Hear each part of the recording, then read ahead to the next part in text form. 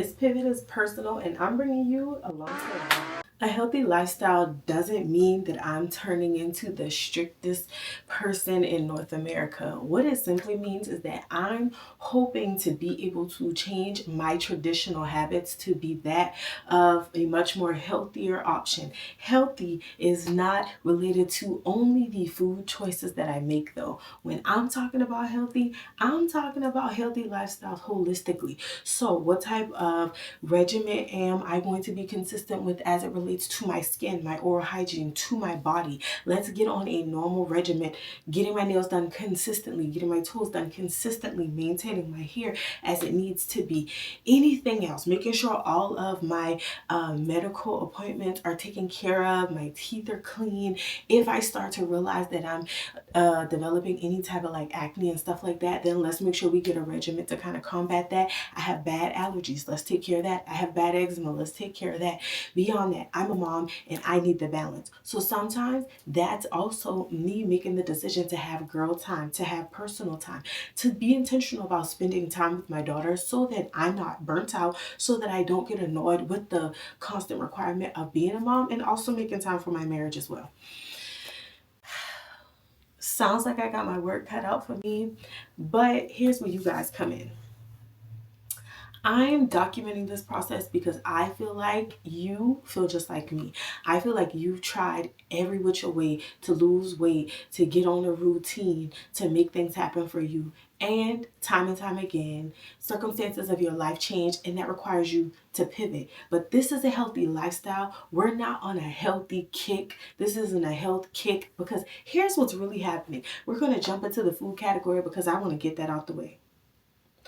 Just because I'm pivoting to a healthy lifestyle doesn't mean that I won't get to enjoy the sweets that I want. I won't get to enjoy the food that I enjoy, alcohol, or whatever else it is that I want to overindulge on when I want to. There aren't limitations on what is possible, but there are parameters that keep me in a more constantly healthy rotation.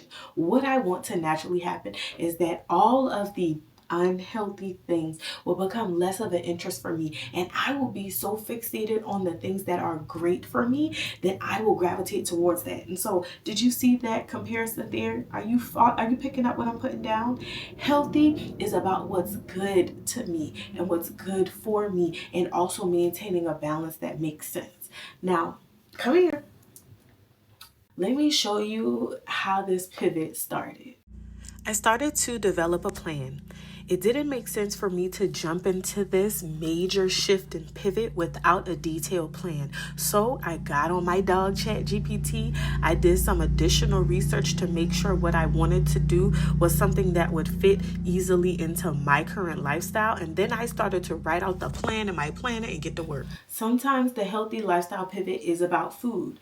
Other times, it's all about the workout. And for me, one of the things that I'm working on is establishing a consistent routine that works for my schedule. So I used to wake up at about 4:30, 4:45 to be able to work out at 5 a.m. It's not sustainable. I'm tired. I'm exhausted. By the time I get to 11 a.m., I feel like I'm ready to crash for the rest of the day. So then I started to work out after dropping baby girl off, and that has changed the trajectory of what is even possible for me, because now I'm able to even take my mile walks outside, take a 2 mile walk, a mile and a half, because the weather is starting to warm up. And now I'm getting that fresh air and the therapeutic experience of just leaving my house, considering I work from home. Now, the other side of that is me also starting to incorporate a shake back into my morning regimen. So I'm really bad about breakfast in this phase of life. However, at least if I lean into the protein shake, then that's a little bit better for me.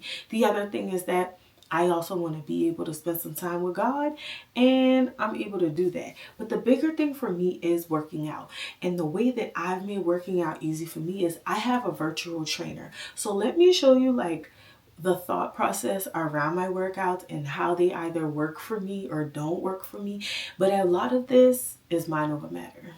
It was time to get to work. The workout plan was literally the most important part of this because if I work out consistently, I eat well, I'm encouraged and motivated to stay on track in so many different areas, whether that's choosing the right food options, drinking water over a soda, and everything else. So getting a personal trainer, shout out to Bree, has made this part of the plan very simplistic. She determines what I work out on. I know what my workouts are for the entire week on Sunday, and I'm able to plan accordingly. Take the guesswork out of the hard things. The largest part about this healthy lifestyle pivot is all about planning. You have to be really intentional in order to make changes that will actually stick. Now, I've decided that we're not going to take the strict approach of I can't have this, I can't have that, I have to eat at this time, I have to do this, I have to do that. Boom, boom, boom, boom, boom, boom, boom. Release yourself from all of those limitations, babe, because it's not sustainable long term unless you're somebody that lives in such a stringent structure that you give yourself no wiggle room. That's not me. This week, I'll eat the food I prepped. Next week, I'll order lunch 3 times in the same week. We are not the same. Now, here's how I establish a plan. As you can see, I have a lot of different priorities that shift all the time. I'm a mom, I'm a wife, I have a full-time job, and I'm a content creator. So let me give you the format of how I plan out a week to make sure that it's a little bit easier for me. My weekday schedule is pretty consistent. There are some days that I actually don't have to work out, and then there are days that I have to hit the pavement very early. But strategically, this is my schedule. One of the most important things that people want to jump to when people start talking about a more healthier lifestyle is water. And that is one of the things on my list. I used to be an only water drinker. And then I got pregnant and I only wanted ginger ale because I would always be so nauseous and that would be the one thing that would help me. And then I decided, oh, I'm going to just drink ginger ale from time to time, but I'm going to still drink water. And then I transitioned to coconut water because it was good for breastfeeding. So then I was still drinking lots and lots and lots and lots of water. And honestly, truthfully, I'm about to go buy me some coconut water because I think that's my solution. When I was drinking coconut water, it was fine. And I know what the challenge is. The challenge is I want to feel like I'm drinking something with some flavor. The challenge is I want to feel like I'm drinking something for real. And so that's the thing that I wanted to share with you guys. It is important that we start to find alternatives that meet our desires but still keep us on track, because the problem was I started drinking ginger ale because it solved my nausea issue, and now I want to drink ginger ale all the time. And the true reality of it is I don't even drink a ginger ale every day. It's not like I'm over consuming it. Now, every time that I go out, like fast food and stuff like that, I would always get a soda. But I used to be an avid juice drinker and I didn't drink water. And then I started working at Johnson C. Smith, and I was also like preparing to get married. And I was on this healthy kick of drinking water all the time, putting the fruit in the water, trying to drink a gallon of water a day. I was working out real crazy because my dress was see-through in the middle and I had to be Miss Mamas, and I fell off the wagon. But then I got back on it, and working from home made it very easy. And then I was working out at Burn Boot Camp, the one in University, if you're in the North Lake one, if you're in the Charlotte area, Davis Lake, over there.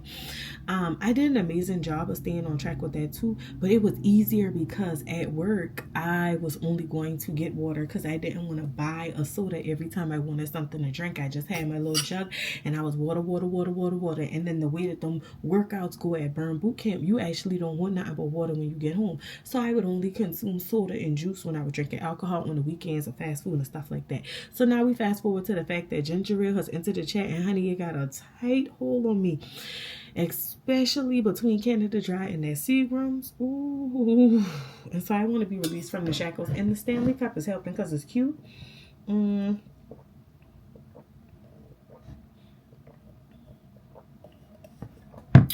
But if I'm being completely honest, it ain't cute enough.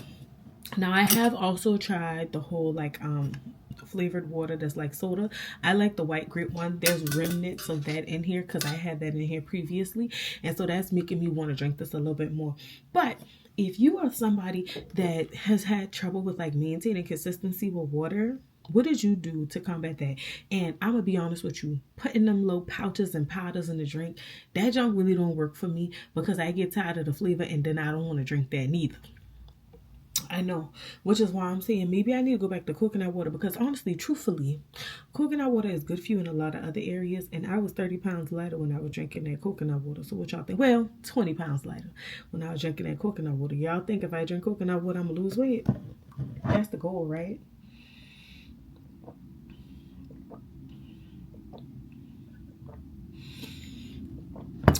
And this segment is brought to you by me trying to drink more water. Bye. The reality of this pivot on a daily basis is that I'm going to fail. I'm not going to make the healthiest choice every time. I'm not going to even see the healthiest choice as an option a lot of the time. However, we live to see another day. The biggest lesson that I've learned from this is dust yourself off and try it again tomorrow. We always have the option to start over the next day. We have a plan in place. It does have to be fluid. The fluidity of this experience is what also makes it healthy. I know that sounds crazy to a lot of people, but with so many different shifting priorities and things that I want to get done, things that I need to get done, things that must get done, what option do I have? Stress myself out to try to make sure everything is healthy? That's actually unhealthy, and I'm not doing that either. So as you sat through this entire experience and heard me talk about all the things that make this an effective choice for me, sometimes it might not always be the most effective. And even in that moment, I still choose the healthy route for me. So make sure that if you're deciding to transition and pivot into a healthy lifestyle, that you understand that healthy isn't about a food choice, but it's about what's good and healthy for you. Until next time.